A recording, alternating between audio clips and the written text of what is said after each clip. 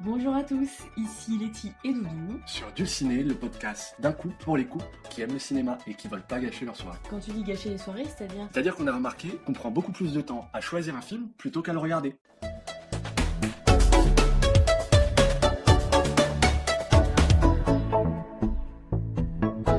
On s'est rendu compte en fait que nos potes, ils prenaient vachement de temps, nos potes en couple, ils prenaient vachement de temps à choisir un film le soir, et limite le temps qu'ils choisissent, ils avaient vu le temps d'un film quoi. C'est vrai, et du coup, gagner du temps en choisissant un film le plus rapidement possible pour profiter du film au lieu de regarder Les bandes annonces. des films. Ouais, voilà, c'est relou, on a vite fait de gâcher une soirée. Et du coup, c'est comme ça qu'est né Dulciné, le podcast de couple pour vous aider à choisir le film et vous aider à gagner du temps. On réfléchissait à se dire, tiens, quel film toi t'aimerais trop conseiller à des potes et inversement. Du coup, on s'est dit, et viens, on en parle, viens, on se pose et on en parle, et comme ça, tu vois, c'est en allant au boulot, dans la bagnole, ou le tramway, ou autre. Du coup, Dulciné, le podcast des couples pour les couples qui aiment le cinéma. Ouais, mais tout le monde peut l'écouter en vrai.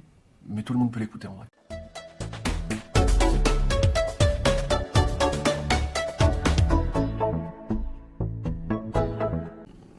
Toi, pareil, que t'es à la fois sur le DC Comics, les Marvel, etc. J'aime pas trop Et DC pourtant, Comics.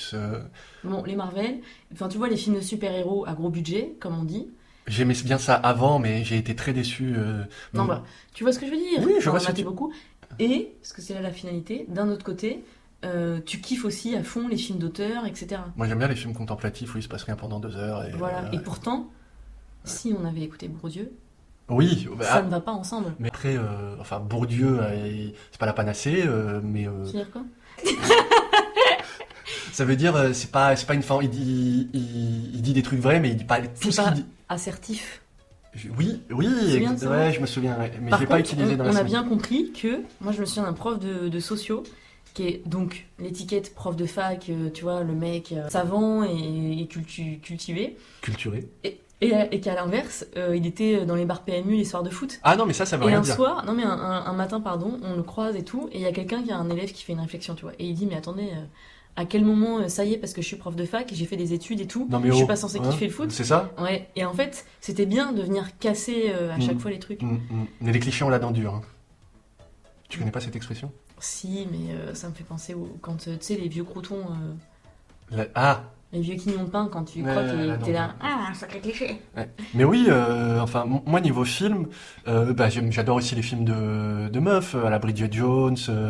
Glody, elle s'habille en Prada, Ouais. Sex and the City, Ah oui. et ça a une raison. Tu vois, parce que tu regardais la télé à fond avec ta grand-mère, parce que tu soutenais ta mère dans ses choix de films, Oui. et Après, après ma mère, ça t'a fait apprécier, tu vois, je niveau, pense. niveau film, elle adore Il était une fois en Amérique, c'est un de ses films préférés, tu vois, alors que c'est un film quand même De guerre. de mafia. Non, tu confonds avec Il était une... Non, même, non, il n'y a pas de... Non, tu confonds avec... non, À l'Ouest, rien de nouveau. Oui. Oui. Non, c'est un film de mafia, hyper violent, qui dure 4 heures, mais la musique est super. Tu sais, c'est comme les chansons, souvent on a l'air de la musique, mais on n'a pas le titre. Oui. Et je trouve que le titre de film, c'est pareil, genre Jusqu'ici tout va bien. Je crois que c'est avec Mélanie Laurent, et je crois que c'est le vrai titre du film. Et je me souviens, avec une pote, on était là en mode si, t'inquiète, tout va mieux, ça va, tout baigne. Ouais, et on n'arrivait plus à. Une fois, j'étais avec des potes et on devait aller voir l'affaire du Pentagone, un truc comme ça. Pas confondre avec l'affaire du Toblerone, tu vois, c'est Et la dyslexie de non, titre. mais moi j'ai fait un truc de Golemont, mais plus. Et là on croise une meuf, enfin voilà, je rentre pas dans les détails, une meuf que je connais d'avant. Une ex. Pas vraiment une ex, Une bonne meuf. Enfin bref, peu importe. Et du coup je suis avec des potes et je perds un peu mes mots et je veux l'impressionner. Elle est avec son mec hyper baraque, hyper beau et tout ça. Et je lui dis je regarde autour de moi, on va voir l'affaire Paddington. Mais j'étais comme ça. Et tu sais, pendant tout le film, après qu'on est allé voir, j'étais, mais putain, mais je suis con. Pourquoi t'as dit ça? Pourquoi j'ai dit ça? J'ai dit, on va voir l'affaire Paddington. Je suis passé pour un con royal. C'est devant son mec, devant elle. Attends, parce que t'insinues que eux, ils savaient que Paddington, c'était le petit nounours? Ah, mais oui. Ah oui. Tu sais que ma petite sœur, quand elle était petite, genre elle avait 6 ou 7 ans, elle voulait aller voir Paddington au cinéma. C'est quoi Paddington? Bah, c'est Paddington. Tu sais, à ce qui paraît, c'est des films excellents, Paddington, Ouais. mais je les ai pas vus. Toi, t'as vu Non plus, Wonka, moi toi, non plus, t'as j'ai vu trouvé. Willy Wonka? Ouais. Et ben, c'est le même réal, et à ce qui paraît, c'est un génie. Ouais, il paraît qu'elle est très bien. Ouais. Ben, on se les verra. Bah voilà. Vous voyez, première recommandation. Oui, mais bon. C'est c'est quand même c'est pour les enfants, mais c'est vrai que mon père m'a Non, dit qu'il attends, était très bien. moi, on m'a toujours dit, un bon film pour enfants C'est un bon film pour adultes. est un bon film. Ouais. Attention, parce que tous les bons films pour adultes Ne sont pas des bons films pour les enfants. enfants. Non. Mais moi, par contre, tu vois, enfin, je sais, on en a parlé, j'ai jamais eu, mais que ça soit mes parents, mes grands-parents, mon oncle, tout ça, peu importe les scènes, qu'elles étaient choquantes, sexy, gore, ils nous ont jamais bridés par rapport à ça. Tu vois, tu pouvais le regarder. Et une fois, avec un pote, on est allé dormir chez un autre pote à nous, et genre, j'avais ramené Daredevil, le film. Et il y avait écrit interdit aux moins de 12 ans. Et on avait 10 ans. Et le père du garçon, il a fait ah, c'est dommage, hein. Du coup, on va... Oh non.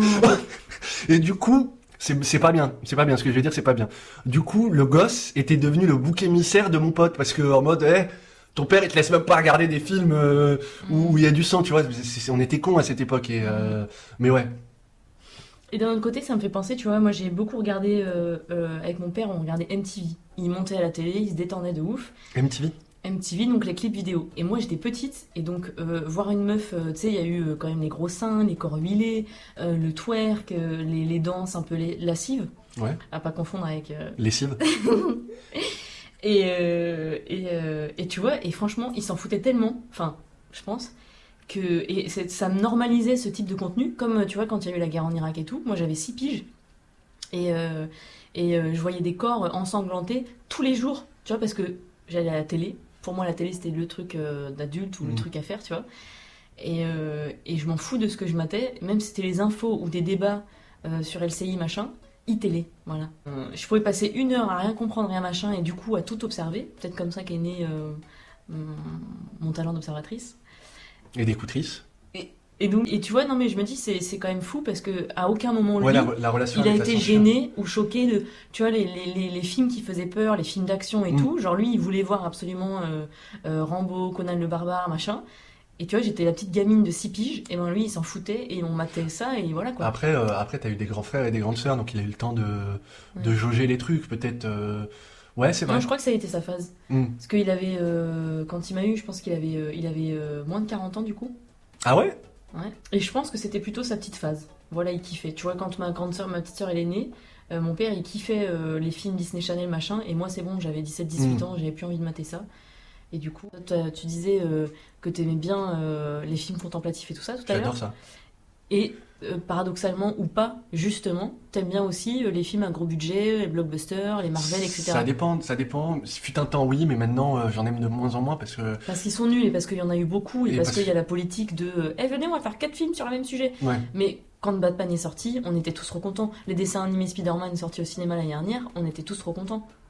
Et pour moi, ça, c'est l'équivalent de films de super-héros. Oui, mais cela, c'est le haut du panier. Hein. Et quand tu parles de Batman, tu parles de celui avec... Robert Pattinson. Il était bien. Et non pas Robert Paddington. Ouais, Paddington. Je suis vraiment passé pour un con ce jour-là. Ce soir-là. Et mes potes, ils ont pas compris.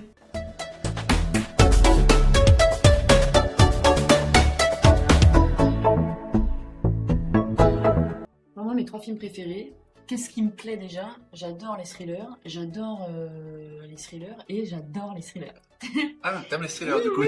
Non, mais vraiment, enfin, genre, j'aime les trucs à suspense, j'aime les trucs à intrigue, les super plot twists. J'aime bien quand on va profondément dans les personnages, sans être dans le pathos, misérabilis, sentimentalisation, etc.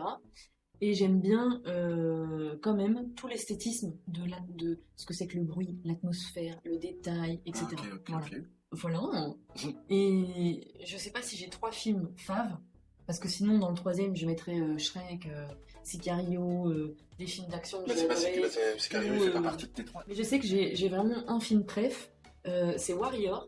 C'est un film sur le MMA, le sport de la MMA. Le Hula.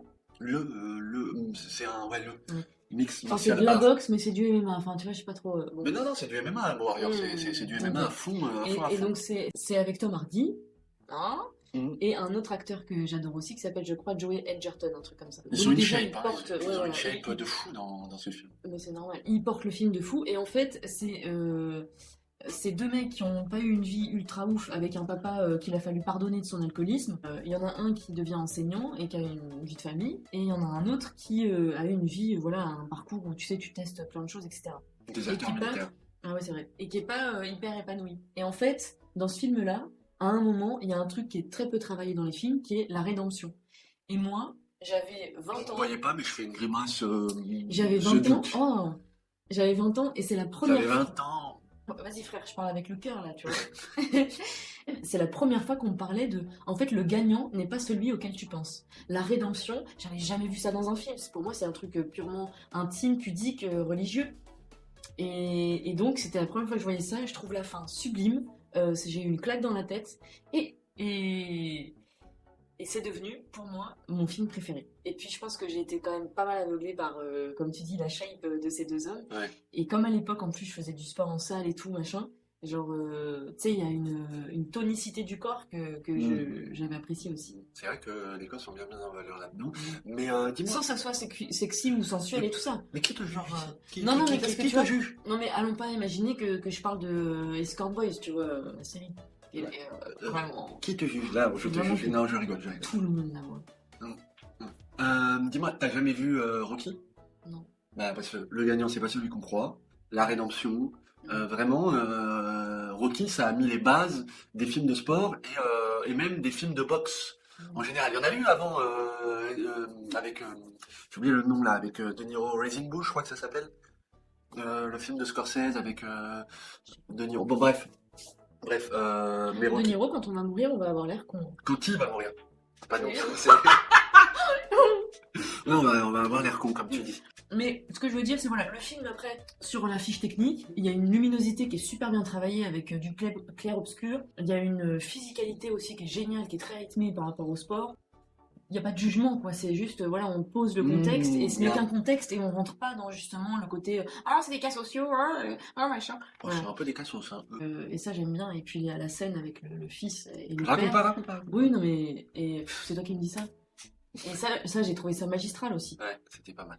Les sentiments cachés comme ça qui sont dévoilés d'un coup entre hommes, je sais pas pourquoi ça me. C'était pas mal s'il n'y avait pas eu Rocky. C'était pas mal. Non, franchement, honnêtement, c'est un bon film. Honnêtement, c'est un bon film. Et du coup, moi, je vais parler plus de L'Impasse, qui est pour moi un film qui me fait toujours autant pleurer. Moi, dans mes 3 films préférés, il y a ce côté rêve inaccessible. L'Impasse en est un. Il a un rêve, L'Impasse, qui est pour moi la suite de Scarface. Si le personnage joué par Al Pacino n'était pas mort et n'était qu'un seul personnage, transfilme un peu. Comme disait Laetitia, dans le côté rédemption. Rêve inaccessible, lui son rêve c'est de se casser c'est New York, hein. Donc c'est beaucoup plus sombre, beaucoup plus classique. Un petit côté mafieux, un petit côté Ouais, il y a carrément un côté mafieux. Sin City, genre la fumée qui sort. Oui, mais parce qu'en fait à cette période, il y avait la grève des éboueurs à New York. Donc tous les films un peu de cette période, qui parlent de cette période, ils sont un peu craspec. Craspec, c'est Nanny McPhee qui t'a éduqué.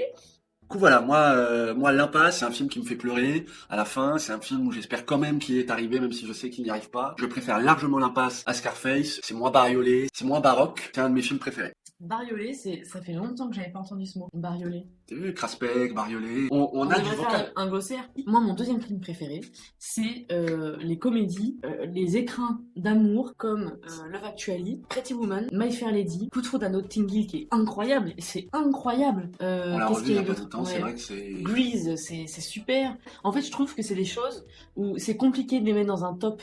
Mon deuxième film préféré, ce sont tous les films à nuances de nostalgie, d'écrin d'amour, de ces petits moments où le cœur se soulève. Parce que Shrek, pour moi, il n'y a pas mieux en dessin animé. Dingue, j'ai beaucoup aimé Planète au Trésor et Atlantide, etc. Mais Shrek, pour moi, c'est indétrônable. Je suis d'accord. je le Comme connais pas les bien. films d'Adam Sandler, et c'est pareil, il y a des films que j'ai trouvé magnifiques, mais où je m'en fous un peu. Genre, je me souviens de Benoît Magimel dans Le Roi Soleil, et en fait, ouais, le film est ouf, mais bon, voilà quoi. Barry Lyndon, que j'étais en DVD, que je te montrerai, c'est quelque chose qui est culturellement incroyable. Le tournage, il s'est fait pendant 1 an, avec éclairé à la bougie, les acteurs étaient fatigués. Ouais. Les scènes elles sont incroyables, la musique bah, tu la connais, elle est folle et je me dis ça c'est des trucs incroyables qu'il faut voir. Je pense que j'ai 1000 films à dire qu'il faut les voir et pourtant c'est pas mes films préférés. Ok. Après cette logorée, que dis-je, cette homélie, Amen mes frères, Ouais. je vous le dis. moi j'ai pas trop de mal à faire un top 2. Du coup, il y a Requiem for a Dream, qui est un film qui m'a profondément marqué. J'étais jeune quand je l'ai vu, mais il m'est resté en tête. J'ai vu pire depuis. Ça m'a marqué. Je pense que c'est un film qu'il faut montrer aux jeunes pour parler des ravages de la drogue. Et c'est un film qui parle encore de rêves inaccessibles. Je pense que les projets, les rêves, tout ça, moi, on ne touche que du bout des doigts ces rêves et que tout ne se passe jamais comme prévu. Et dans les films que j'aime, il y a cette idée-là, je pense. Déjà, je voudrais rebondir sur deux choses. Sur les jeunes et la drogue, je pense qu'on a été assez sensibilisés. Effectivement, il y a encore des endroits où il faut continuer le combat. Ouais. Il y a encore beaucoup de soucis d'addictologie et tout. Il y a des super associations qui existent. En revanche, on constate quand même statistiquement qu'il y a beaucoup moins de jeunes comme nous à notre génération qui fument des pétards, qui sont complètement envahis par la drogue et tout. C'est vraiment les trentenaires d'aujourd'hui qui fument leurs pétards tous les soirs, qui font de la coke à chaque soirée, etc., etc. Ouais. C'est vraiment... La drogue, c'est devenu plus cool ça pour les jeunes. s'étire. Ok, d'accord, Ouais. ok. Bon c'est bonne devenu, nouvelle. dangerous. Les jeunes ne prennent plus de drogue. Non, mais c'est pas ça, mais les stats baissent, et c'est vrai que c'est assez intéressant. Ça, c'est le premier point que je voulais dire avec toi, et le deuxième point, je suis désolée, ça fait très sérieux. Non, mais t'as raison. Et c'est ce que j'aime dans la vie, et que moi, je suis vraiment en train de vivre depuis 2 ans, c'est que les choses sont bien faites. C'est-à-dire que toi, tu parles de rêve inaccessible, tu rêveras d'un palace. Si tu te retrouves dans une petite cabane et que t'en fais ton chez-toi, ça sera ton palace. Tu rêves de... Je n'ai pas de palace. Non, mais tu rêves, ça sera ta manière à toi de vivre dans ton Oui, palace. mais c'est subjectif. Mais ce que je veux dire, c'est que c'est Oui, subjectif, mais tout est dans la relativiste. tête, c'est comme la liberté. Mais- Non, mais je veux dire que c'est un peu comme dans Princesse et la grenouille, quand elle dit Mon père a toujours rêvé d'avoir un Ouais, restaurant. finalement, il Et avait la sa mère famille. dit, Ouais. En fait, ouais, mais d'un autre côté, lui, le soir, il avait sa fille qui courait dans les bras, bien sûr. et sa femme qui Oui, mais non, préparait un gros mot. mais attends, Ouais. attends, je suis pas en train de, dans ce que je dis dans les rêves inaccessibles, c'est que, Non, pas mais- que les rêves soient une bonne chose. Oui, Je mais suis est-ce pas en que train c'est de pas te... un pléonasme de se dire rêve inaccessible? C'est pour ça que j'aime bien le mot projet. Parce que projet, il y a Eh un ben- côté pragmatique et Eh ben- atteinte d'objectifs, alors que rêve, c'est un peu... Ouais, je vois ce que tu veux dire, mais même les projets ne se passent jamais vraiment comme prévu. Ouais. Donc c'est pour ça, rêve inaccessible, projet... Ouais, et c'est pour ça que, et j'en profite pour le dire, et je pense à ma petite sœur là-dessus, ou même peut-être toi, il faut s'habiliter et se former pour se dire, si le projet ne se passe pas comme prévu, je suis capable de rebondir. T'aimes bien rebondir, toi. Ouais. Non, mais c'est vrai. Non, mais t'as raison. Après, il y a un moment où tu peux plus rebondir, où t'as plus la force de rebondir, où Parce que tout se passe pas en même temps. Oui. Mais Non, mais tu ce vois, que je veux dire, c'est que c'est facile de rebondir à 20, 30 ans, mais c'est plus dur de rebondir à 50 ans. Mais c'est pas parce que t'as pas réalisé ton rêve que ça y est, ça sera la fin ou machin. Ça s'adapte. Tout ça, ça s'adapte.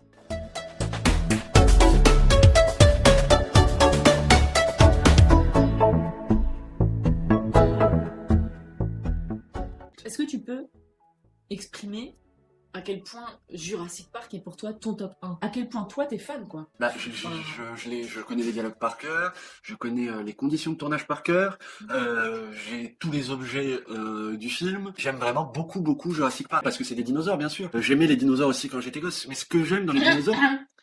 De quoi? T'aimais les dinosaures quand t'étais gosse et je les aime aussi maintenant. Je me renseigne encore beaucoup sur l'actualité paléolithique. C'est que voilà, ça m'intéresse vraiment. Et pourquoi? Parce que je trouve que c'est ce qui est le plus merveilleux en termes de vivant qu'est foulé notre terre. C'est des légendes réelles. Et rien que ça, je trouve ça incroyable. Les mecs qui ont trouvé des autres dinosaures, ils ont dit ah c'est des dragons. Et puis c'est comme ça que les dragons sont nés. Mais enfin voilà, je trouve ça dingue.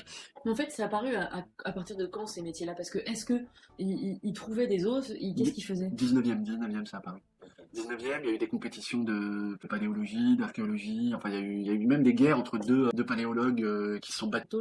Paléontologues, tout à fait. Et du coup, j'aime Jurassic Park, parce qu'il y a des dinosaures bien sûr, mais oui, j'aime ça aussi, parce que bon, je trouve que c'est une idée merdique de faire des dinosaures, mais à cette époque, tu t'en rends pas compte. Tu t'en rends pas compte, tu sais pas tout ce que tu sais sur l'écologie, sur... Aujourd'hui, est-ce que finalement on n'utiliserait pas les dinosaures en mode domestique, tu vois, domestication? Ça, c'est dans les Jurassic World, c'est ce qu'ils veulent faire dans Jurassic World.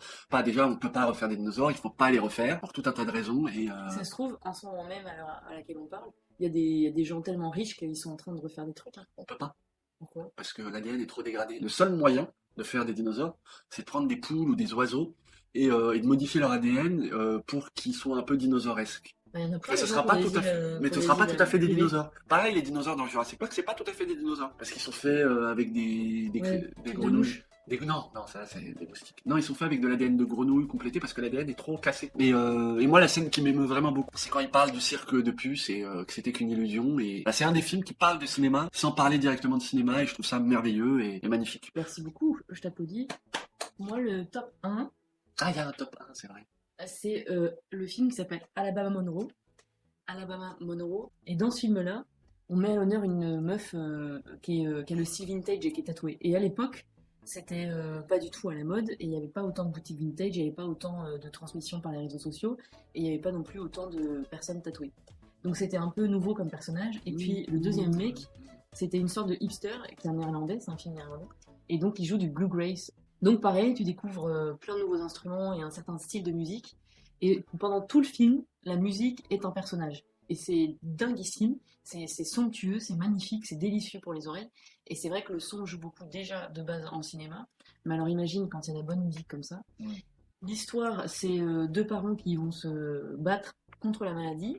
Il y a des prouesses techniques dans le film que moi j'avais encore jamais vu non plus. Et tout le film est un peu fantastique. Fantastique dans le sens... Ouais, un peu, presque le genre. En fait, c'est dans le sens où c'est à la fois mon adjectif, c'est-à-dire qu'il est fantastique, et en même temps, c'est tellement réel. Et tu te rends compte qu'il y a du fantastique dans l'humain, quoi. Ah ouais. Et dans la réalité. Et ça, j'ai trouvé ça superbe. J'ai écouté l'album pendant des heures et des heures. Voilà, c'est un film qu'il faut voir parce que c'est une leçon de vie. Et c'est vraiment un hommage à qui on est, nous tous. Voilà, c'est un film qui m'a beaucoup aimé. Que t'as beaucoup aimé. Le film, t'as sûrement beaucoup aimé, vu comment tu lui rends hommage. Le film te doit beaucoup, je pense. Hein. Voilà. Ça, vraiment... Ok, bon, bah la prochaine fois, on essaiera de vous parler de Gueule Noire.